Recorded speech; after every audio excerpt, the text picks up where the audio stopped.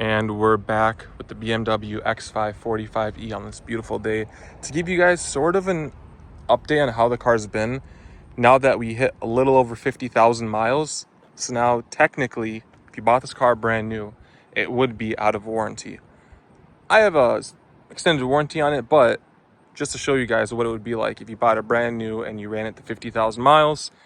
Now, most companies will do like 3 years, 36,000 miles, bumper to bumper, and then 5 years, 60,000 mile powertrain. BMW just gives you a 4-year, 50,000 mile warranty for everything.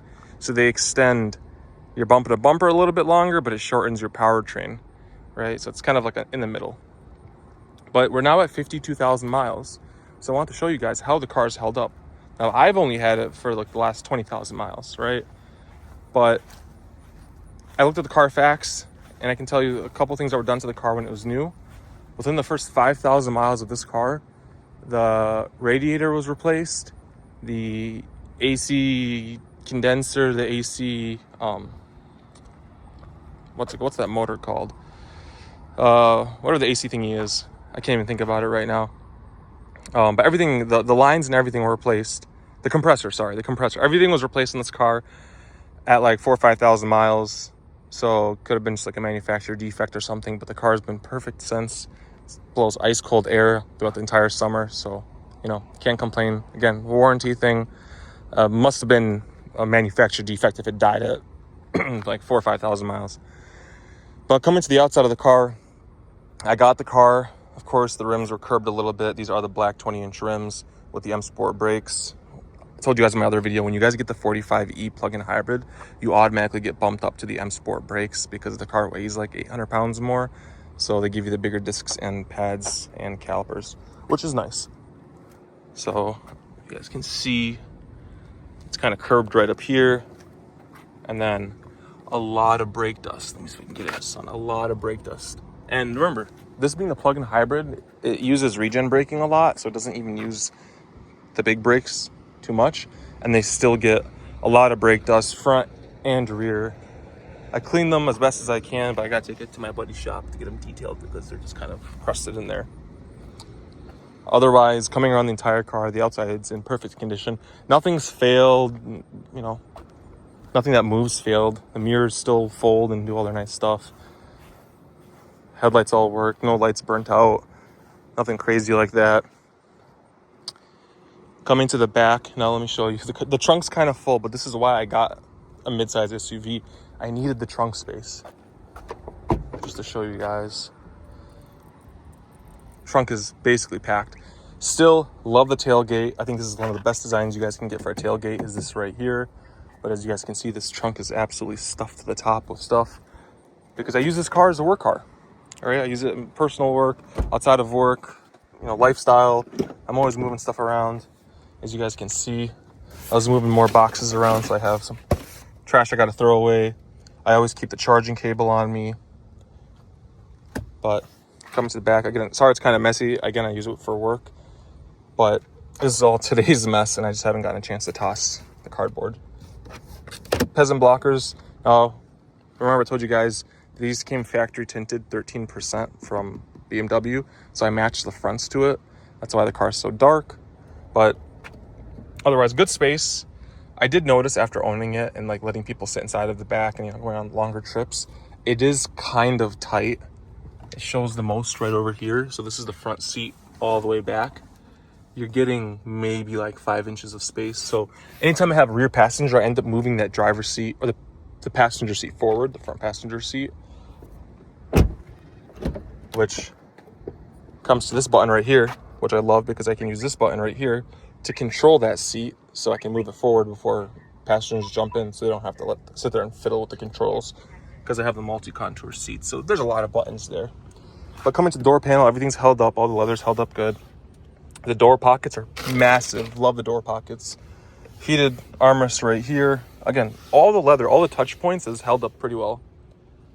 The seats, aside from a little signs of wear right here, this is actually what was there when I bought the car. It hasn't gotten worse. So I think whoever was climbing in the car like before I got it was just like kind of like jumping inside of the seat.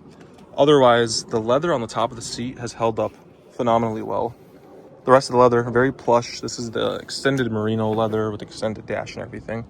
Now, these cars are known to have the leather dash peel away or peel up from the center speaker and stuff. I haven't had that issue. I also have the windshield tinted 70%, just with ceramic, just so that the UV rays don't come and cook me alive. Made a video on that as well. I always go to Tint Studio and Mekwon. They're great. Otherwise, climbing inside of the car. Again, this isn't a full review. This is just, my updates. Everything's worked in the car. Everything does what it's supposed to do. We had a couple issues. I'll get to them towards the end of the video. But just to show you guys why I got the 45E, we are averaging 66.6 miles per gallon over the last 330 miles. 330 miles ago, I refueled. And as of now, we're averaging 66.6 miles per gallon. And we still have 327 miles of gas range.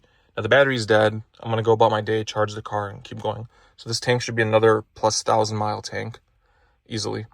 I've told you guys about it before. This car can easily get 70, 80 miles a gallon with my driving. There are some spurts where I do a lot of driving, and it's mostly highway, and I get the 450, 500 on one tank. But normally, I'm at the 7 to 1,000-mile range on this car. But this is about an average drive right here, 66 miles per gallon. I've driven 203 miles on electric. So I can't complain.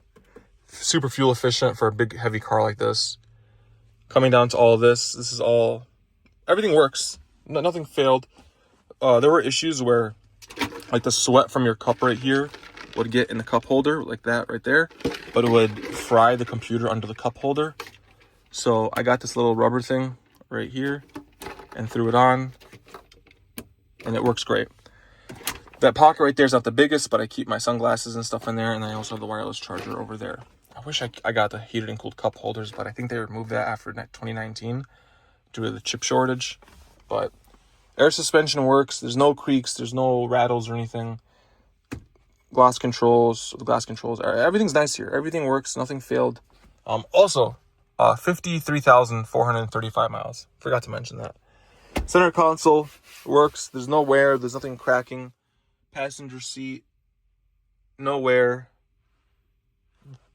The car's held up fantastic.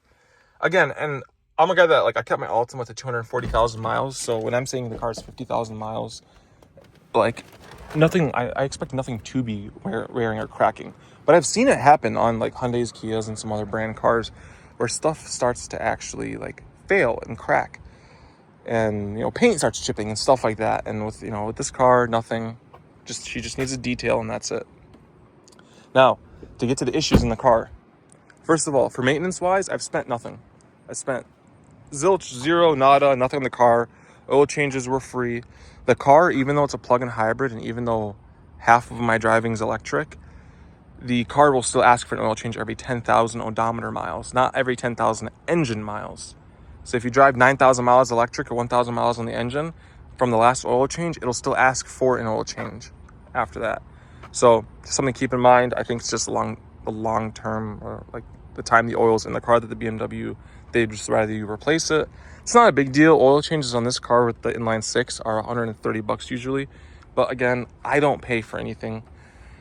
BMWs normally, when you buy them brand new, come with a maintenance package. This one also, I got it used. They threw on a 5-year, 75,000 mile warranty pack included in the car. I didn't pay for it, so I can't complain.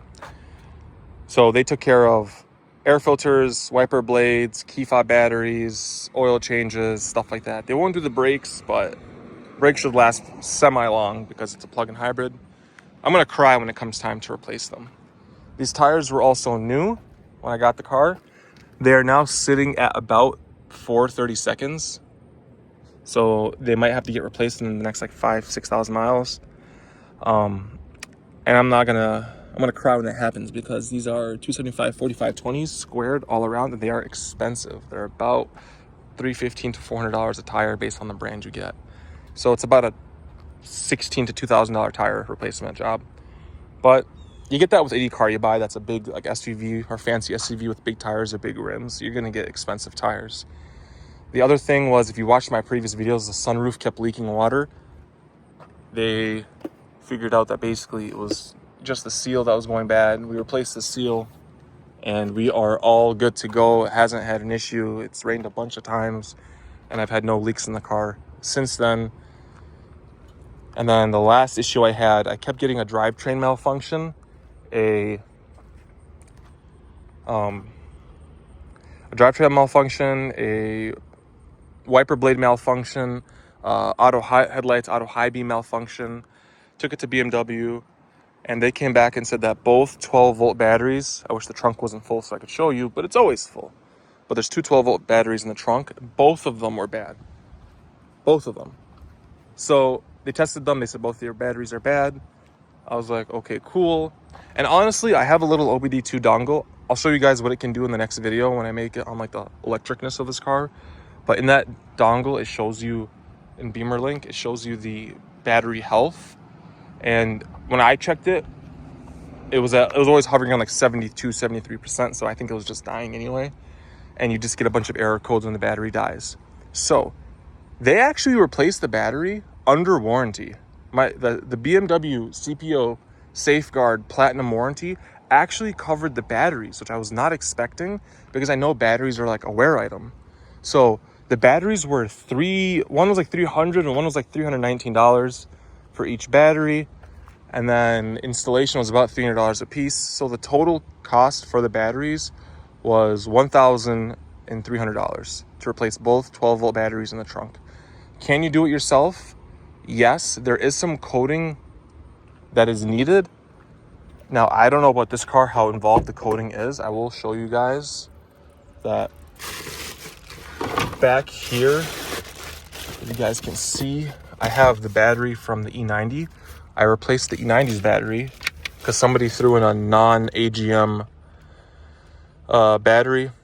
And funny enough, I don't know if it was Costco or who installed it, but you have to code the battery to the car. You have to tell the battery what size battery you put, the car, what size battery you put. So that was a 80 amp hour battery, non-AGM.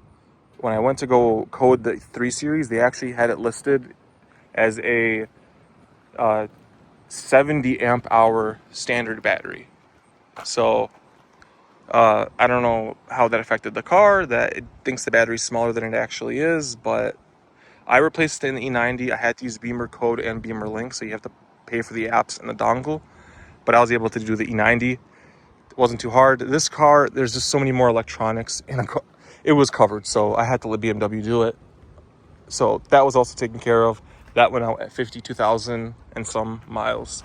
Otherwise, this car's been flawless. This car's been great. Like, no issues with the car. Nothing's creaking. Nothing's rattling. Even the rear tires have even wear all across. The air suspension doesn't creak. I actually think, just to show you guys, because I know air suspension after it gets old starts creaking and stuff. So we'll hit this button to lower the car, and you'll hear it. You can hear the air compressor.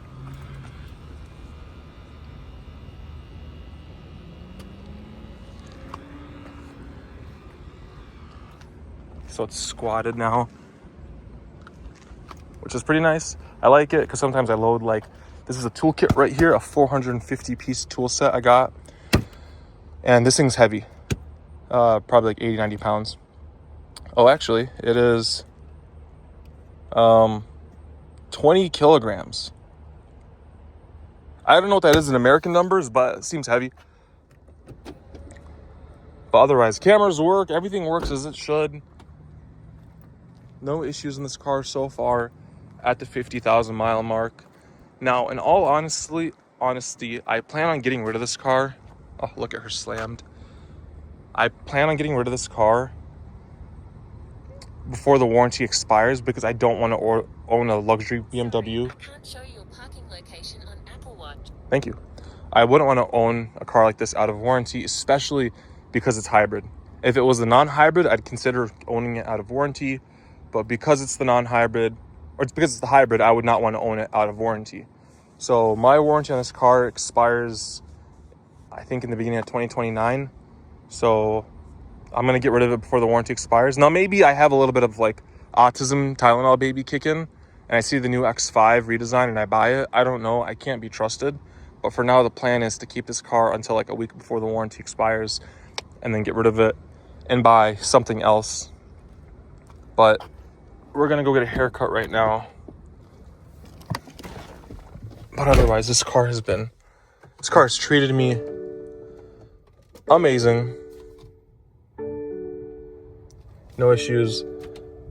Now, my 5-year, 75,000 mile maintenance pack expires on December 25th, I think, of this year. That'll be the 5-year mark. So even though I didn't hit the miles, I will hit the year or the time. So at that point, I'm on my own for oil changes and stuff, which is not a big deal. They also did the spark plugs, which is nice, and the brake fluid flush. So all like the bigger maintenances are done. I'll literally have like air filters and stuff like that to do.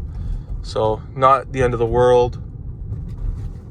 You know, everything else is, oil changes and stuff are fairly cheap. I think BMW charges unlimited oil changes for 3 years for like $229 or something like that. They have some like deal going on. Oh God, I have to go the other way. They have some deal going on. So that's a pretty good deal. So I'm just gonna probably buy that and then just run with it. But I think I should land with one more free oil change on this car. Just to...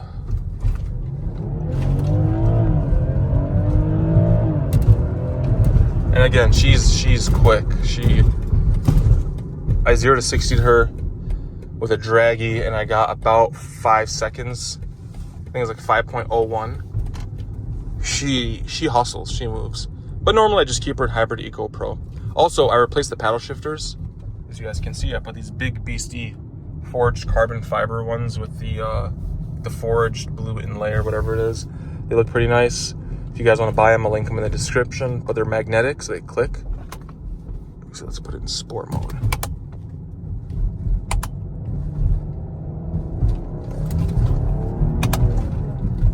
Yeah, pretty nice. But yeah, if you guys have any questions, let me know in the comments. I always try to respond. Oh, 17 minutes, not that bad. But yeah, we're about to go get a fade done. Oh God, this parking lot. But yeah, thanks for tuning in, guys.